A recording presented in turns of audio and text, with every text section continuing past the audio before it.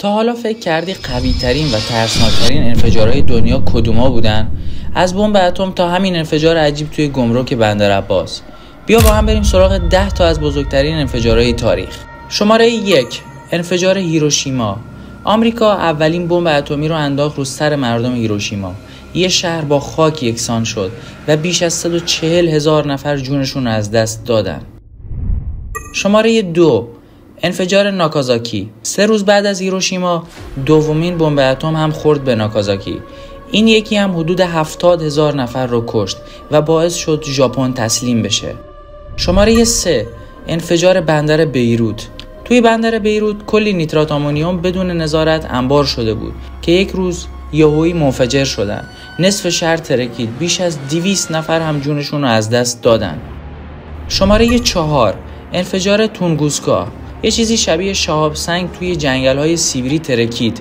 درخت‌ها کیلومترها له شدن، ولی خب خوشبختانه چون کسی اونجا نبود تلفات انسانی هم نداشت.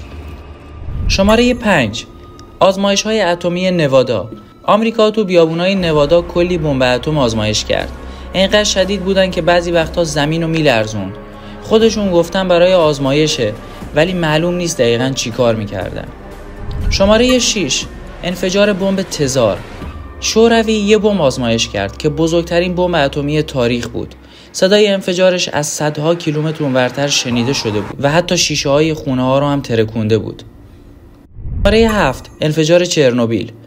یه راکتور هسته‌ای توی چرنوبیل ترکید.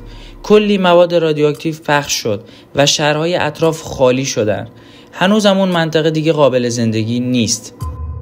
شماره 8: انفجار بندر هالیفاکس. 2 تا کشتی با بار مواد منفجره توی بندر به هم خوردن و انفجار وحشتناکی رخ داد. 2000 نفر کشته شدن و یه انفجار عجیب غریب به پا شد. شماره 9: انفجار انبار موشکی توی عراق. وقتی آمریکا به عراق حمله کرد، یه انبار بزرگ مهمات ترکید. انفجارش زمین لرزی وحشتناکی توی عراق به وجود آورد و صداش کل منطقه رو برداشت.